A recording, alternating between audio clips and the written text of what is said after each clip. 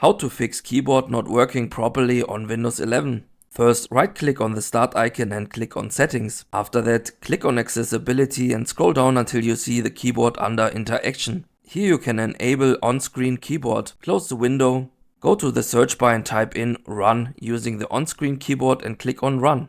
Type in REG edit here. Click on OK and press Yes. Under H key local machine, click on the System folder. Here you can open the current control set.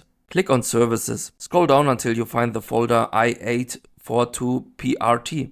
Click on it and on the right side click on Start, Modify, change the value to 1. Click on OK, close every window. Right click on the Start icon, click on Device Manager.